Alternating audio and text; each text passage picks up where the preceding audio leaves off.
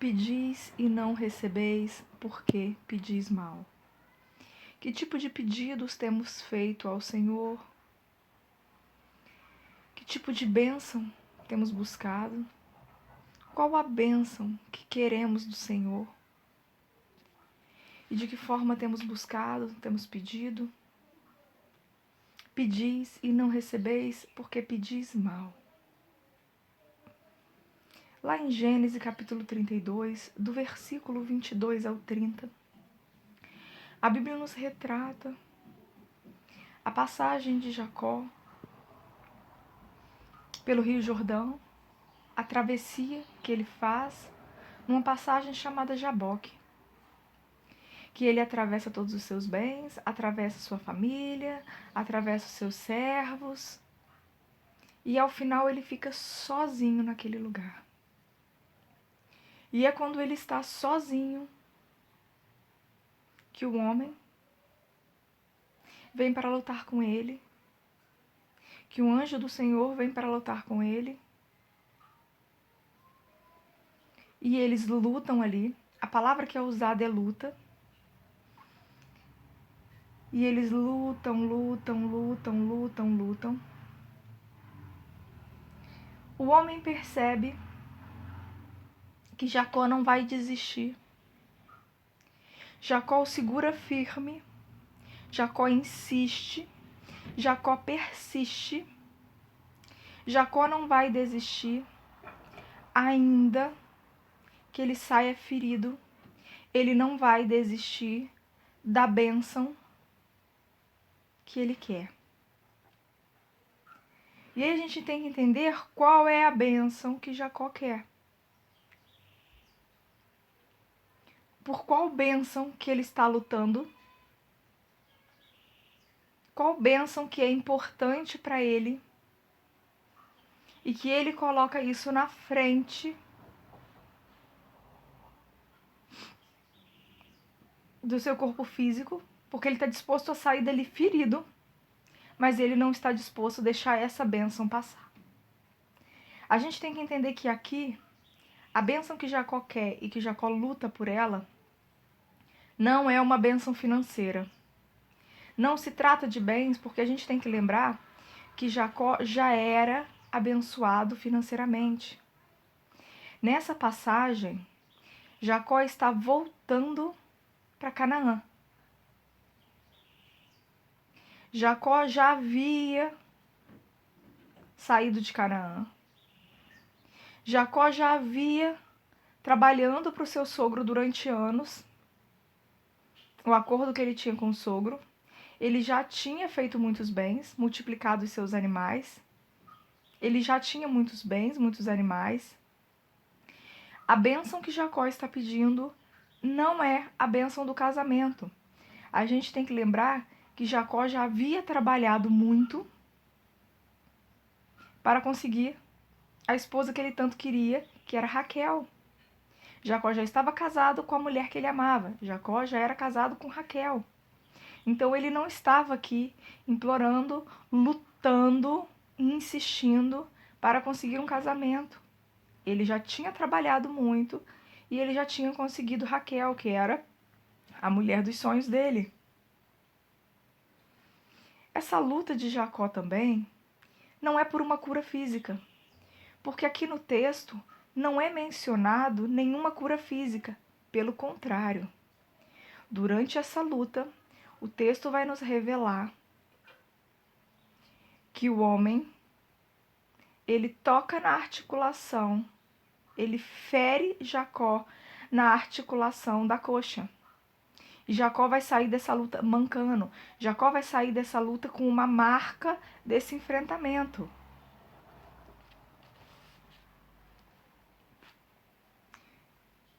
Jacó também não estava pedindo filhos. Nesse momento, quando ele está voltando para Canaã, voltando para sua terra, Jacó já tinha filhos.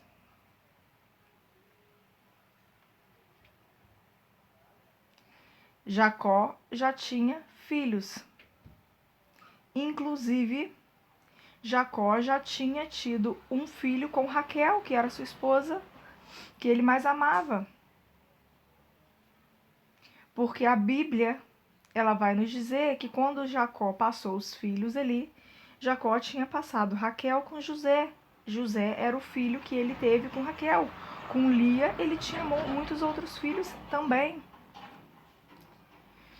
Então, a bênção que ele está pedindo nesse momento não é uma bênção financeira. Essa bênção financeira do Senhor sobre a vida dele já havia.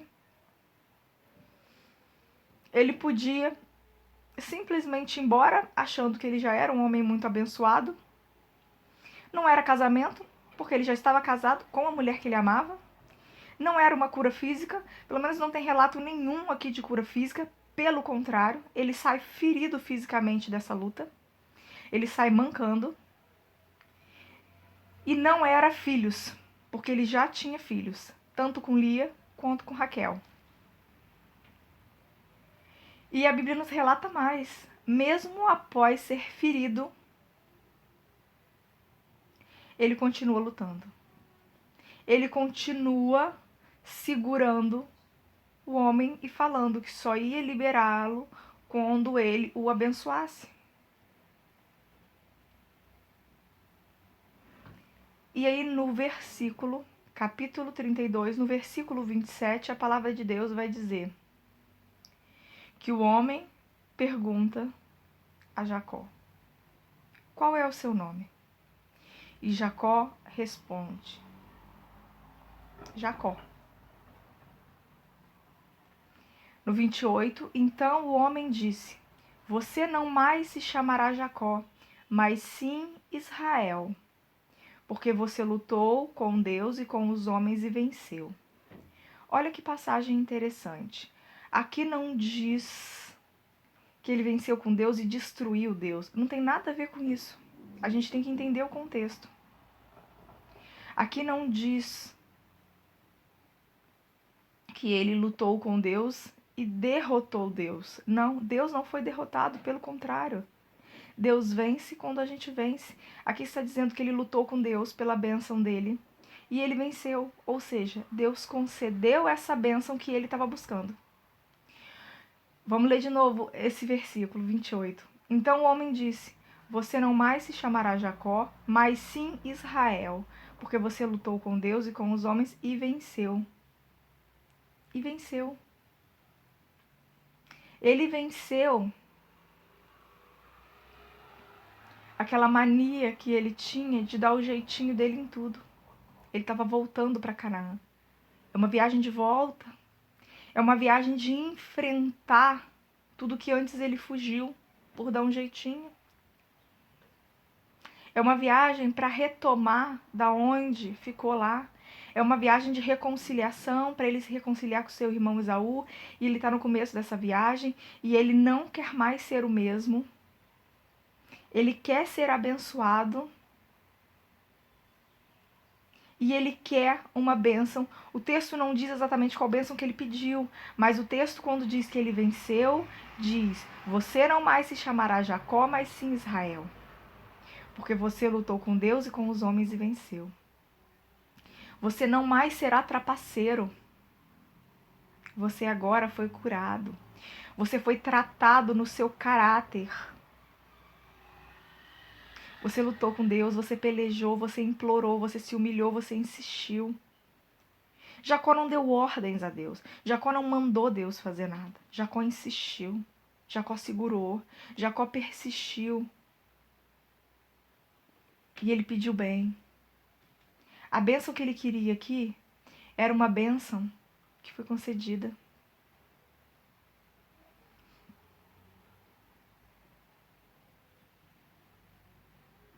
E aí, lá no 29,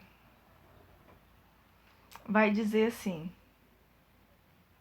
por favor, diga-me qual é o seu nome, perguntou Jacó. Por que você pergunta pelo meu nome? Disse o homem, e o abençoou ali. O relato que eu tenho é que o homem o abençoou ali, que ele teve o seu nome trocado de Jacó para Israel. Jacó significa trapaceiro. Jacó tinha o caráter trapaceiro, de dar o seu jeitinho, de trapacear. Jacó, ele tá voltando agora, voltando para o seu passado, para o lugar onde ele viveu o seu passado, para o lugar onde ele errou, para enfrentar aquilo que ele não enfrentou antes. Agora ele vai se deparar com Esaú. E a Bíblia diz que antes disso, ele, nessa passagem do vale com Jaboque, ele luta, ele pede uma bênção, ele tem o seu nome mudado, e lá no versículo 30 vai dizer: Jacó chamou aquele lugar Peniel e disse: vi Deus face a face e continuo vivo.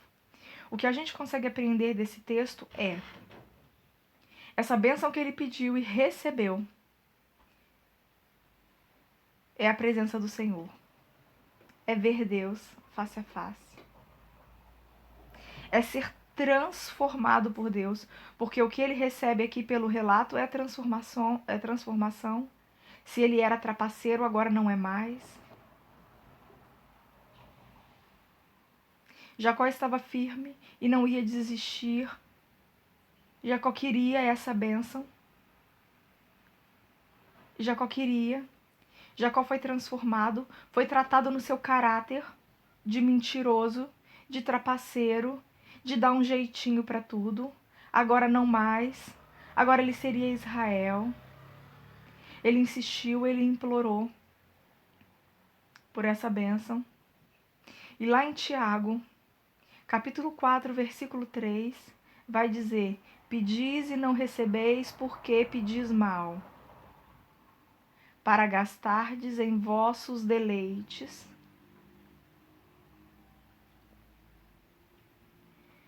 Será que pedido nós temos feito? Será que estamos preocupados só em ter coisas para o nosso bem, para satisfazer o nosso ego, para satisfazer os nossos pecados, para manutenção de um caráter corrompido? Porque muitas vezes nós pedimos a Deus que ele satisfaça os desejos de um caráter corrompido, enquanto Jacó estava pedindo uma bênção, e ao que o texto indica, parece que é uma bênção que ele quer de presença de Deus, de transformação de caráter. Ele não queria que fosse satisfeito neste momento os desejos de um caráter corrompido dele. Ele não queria que fosse satisfeito os desejos de Jacó. Mas aqui Jacó foi transformado em Israel. E ele foi abençoado ali, e ele solta o anjo. Quando eu leio o texto, eu vejo que fisicamente ele sai pior do que entrou, porque ele sai marcado. Essa luta tem uma marca, tem uma ferida. E essa marca dessa ferida, ele considera algo tão profundo. Porque ser transformado num caráter, o verdadeiro cristão ama ser transformado no caráter. Ele ama a presença de Deus e ele quer isso mais que tudo. Ele quer ver Deus mais que tudo. Ele quer a presença de Deus na vida dele mais que tudo. Ainda que ele saia ferido, ainda que ele saia mancando. E essa marca é tão importante que lá na frente, antes de Jacó morrer, quando Jacó chama José e pede para José prometer, quando ele vai estar lá no Egito, lá quando ele estiver velhinho, depois que tudo aquilo acontecer com José, e ele foi levado para o Egito, que ele chama José, para que José prometa a ele que vai levar o corpo dele de volta para Canaã para ser enterrado. Ele pega a mão de José e coloca sobre a coxa dele. Exatamente, sobre essa coxa que foi ferida, sobre essa marca que ele tem do encontro dele com Deus, porque ele diz: vi Deus face a face. Exatamente essa marca que foi feita naquele lugar ali, que ele vai chamar de Peniel. Ele quer que José ponha a mão ali, porque aquilo ali é a marca do encontro dele com Deus. Vi Deus face a face. Aquela marca na coxa é a marca da mudança dele. Agora ele não é mais um enganador. Agora ele não é mais um trapaceiro, um mentiroso. Agora ele é um homem transformado por Deus. E é tocando nessa cicatriz é que ele quer que o filho prometa a ele. Essa marca que ele leva na coxa, isso tem uma representação muito forte do dia em que ele foi abençoado. E não foi com bens financeiros. Ele já tinha essa bênção. Não foi com a mulher que ele queria, ele já tinha Raquel. Não foi com uma cura física, ele saiu pior do que estava fisicamente, porque ele saiu mancando. Não era filhos, porque ele já tinha os filhos, inclusive José, que era o seu filho querido. Eu posso sair ferido daqui, mas eu preciso dessa bênção, que é a maior bênção que você pode ter de Deus. Insista com Deus. Insista por ser tratado. Peça para que Deus não desista de você. Não desista de te transformar. Clame a Deus. Insista com Deus. Insista para ser tratado por Deus. Existem muita gente na Bíblia. Existem homens de Deus na Bíblia que trocaram tudo pela companhia de Deus, porque sabiam que na companhia de Deus estavam bem. Agora tem muita gente trocando a presença de Deus pela satisfação dos seus próprios deleites. E muitas vezes a satisfação dos nossos deleites é a manutenção de um caráter corrompido, é a manutenção dos nossos pecados. Deus tem a proposta inversa. Então, se a gente continua pedindo para que Deus faça a manutenção dos nossos pecados, para que Deus alimente um caráter egoísta e egocêntrico, a gente está pedindo mal e Deus não pode nos satisfazer nesse pedido. Quem vai colocar iscas para que a gente caia não é Deus. Porque Deus não quer satisfazer os desejos de um caráter corrompido. Deus não quer a manutenção de um caráter corrompido. Deus quer que a gente faça pedidos. Deus quer que a gente peça aquilo que vai nos aproximar dele e nos afastar do pecado. Aquilo que vai transformar um caráter egocêntrico, um caráter inclinado ao mal, para um caráter moldado por Deus. Saiba pedir. Peça e receba. Porque peça de acordo com o caráter de Deus. É essa palavra de hoje, que você possa refletir e meditar nesse texto, que você possa buscar em Deus tudo quanto você precisa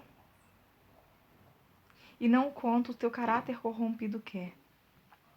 Que Deus seja o Senhor da sua vida.